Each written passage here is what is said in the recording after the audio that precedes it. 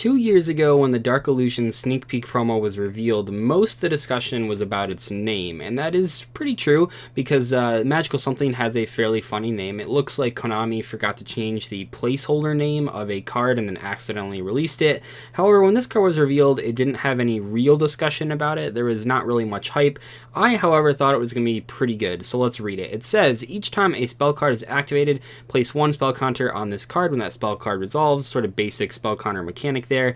This card's level is increased by the number of spell counters on this card. You can remove 3 spell counters from this card, then target one quick play spell card in your graveyard, set that card to your spell and trap card zone. You can only use that once per turn. It's sort of like Magical Abductor, which obviously there's going to be some parallels there. The cards look basically identical, except this one is not pendulum focus, and I thought this card actually had some potential. I don't know what deck I really thought it was going to be played in. However, there are some really good quick play spells out there. There are cards like Cosmic Cyclone and Twin Twisters and Mystical Space Typhoon, all sorts of things that you would want to set with Magical Something if you were playing it in the TCG. However, cards like this don't see a ton of play because, as much as I hate to admit it, in the TCG this card is basically a do-nothing card. It doesn't start your combos, it doesn't really extend your combos. It's just sort of a utility card that isn't really good on the first turn, but could be good in the later stages of the game. Unfortunately, in a TCG strategy, even 2 years ago, you can't really have cards like that in your deck. However, and the reason I'm doing this video today is that I recently discovered that this card's actually pretty good in Duel Links. Yes, I know, it's Duel Links and bad cards can be good in Duel Links, but this card is particularly good in the Spellbook deck, and I was sort of given this idea by someone in the comment section of a live stream, and then also there was someone that played in a Duel Links meta tournament that used one copy of this card, and I tried it out and it had a lot of success. So in today's video, I'm going to be showing some replays in the background using this card and kind of talking about why this card is good in Duel Links, because there are a lot of reasons that make this card good in the Duel Links version of Spellbooks that maybe wouldn't matter as much in the TCG version of Spellbooks, which is why, I mean, not that anyone's really playing that deck anymore, but if you were to build a TCG version of Spellbooks, you probably wouldn't play Magical Something. So there are a couple things that you need to know about Spellbooks in Duel Links to understand why this card is so good. So the first problem with Spellbooks in Duel Links is that Spellbook of Power is really, really weak, and the reason that Spellbook of Power is so weak is because there's no main phase 2, and that might not sound like a big deal, but for a deck like Spellbooks, it really is, because that means anything you search off of Power, you can't immediately set. Now this matters because one of the things that you're commonly searching off of Power in the TCG is going to be Spellbook of Fate, and the reason you're searching that is because you need to have 3 Spellbooks engraved to activate Fate for the fullest potential, and that matters a lot because in the TCG, the normal play is you Blue Boy for Secrets, and then Secrets for Master, and then Master for Power, Power over the Blue Boy, attack over something, and then you add Fate, set at main phase 2.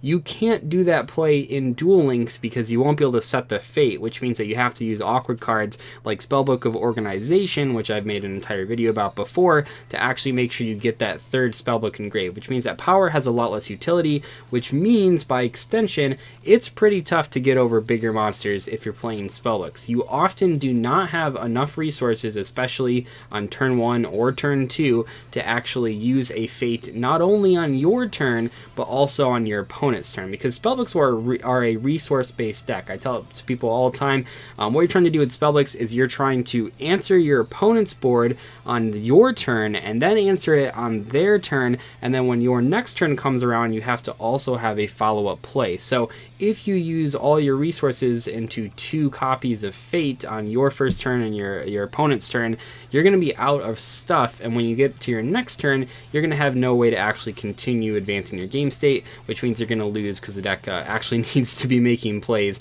every single turn. It's also worth mentioning that in the conventional Spellbook deck in Duel Links, there aren't really a lot of +1s. Actually, the only real +1 in the deck, unless you count Power, is going to be Blue Boy. All the Spellbook cards, while they are powerful, even cards like Fate aren't +1s unless you can do some crazy things with chain links. Even Silent Magician isn't technically a +1 unless you get the full value out of the card, because summoning it is a -1, so you have to negate more than 1 card for it to actually be a +1 incrementally, which means that you really need to get as many pluses as possible, and that's where Magical Something comes in, because this card actually is a +1. It immediately sets Spellbook of Fate to your back row, or Spellbook Organization to your back row, and in some cases, as I tried to do in one of the replays that you're going to see, you can actually get extra utility out of this card by by setting Cosmic Cyclone against Amazonas, which is one of Spellbook's hardest matchups, which brings me to my next point.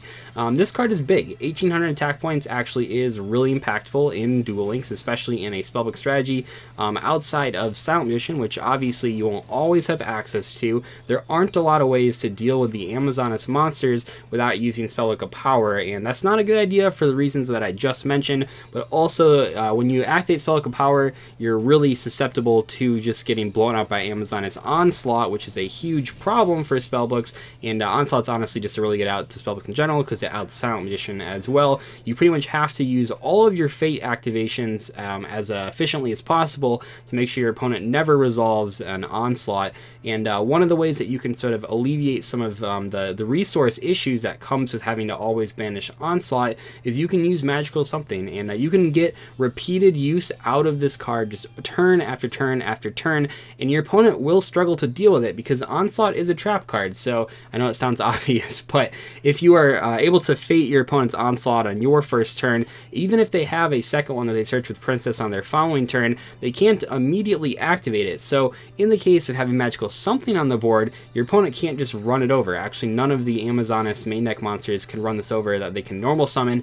They can crash if they have Paladin, that usually has 1800 attack points, and sometimes they'll be able to get Tiger too high enough attack points, but hopefully you'll have gotten rid of their board enough to where they won't actually be able to summon Tiger and attack over this thing, which means that this thing's sticking around. And what's really cool about that is that if you start your turn with a Magical Something that's been on the board for a couple turns and it already has 3 spell counters on it, it forces your opponent to activate cards like Treacherous Trap Hole, to activate cards like Paleozoic Canadia.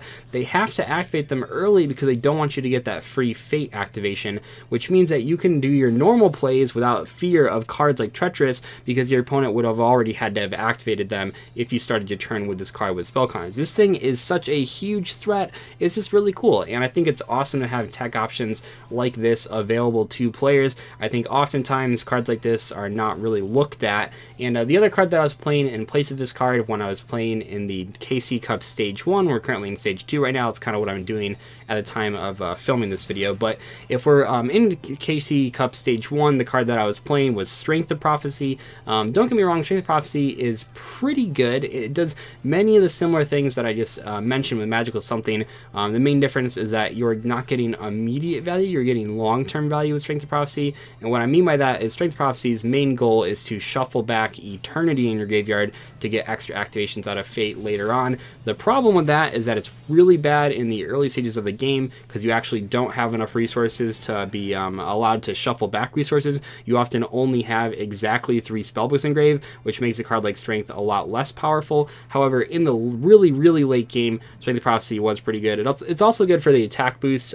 Permanently boosting Silent Magician is a pretty big deal. However, the card is just so extremely weak in the early game. I eventually had to cut it for Magical Something, a card that you actually can use in the early game as your first turn play, although it is generally, I consider a better turn 2 play, because if you've played Spellbooks, the turn 1 play that you're always trying to do is summon Blue Boy and then use Master Empowered to end with Organization and Fate. So on your opponent's turn, you flip Organization, you flip Fate, banish your opponent's card because now you have 3 spellbooks engraved. That's your turn 1 play, and then your turn 2 play is usually Eternity for Master, Master to copy Eternity to add back Secrets, and then Secrets for a second copy of Fate. And if you notice, in that sequence of plays, you're actually activating 3 spells. You're activating Eternity, Master, and the original copy of Secrets, which means that Magical Something will get 3 counters, which means if you do that combo on turn 2 when you have Magical Something, you actually don't have to search a second Fate there. You can search the second Eternity, you can search another Secrets,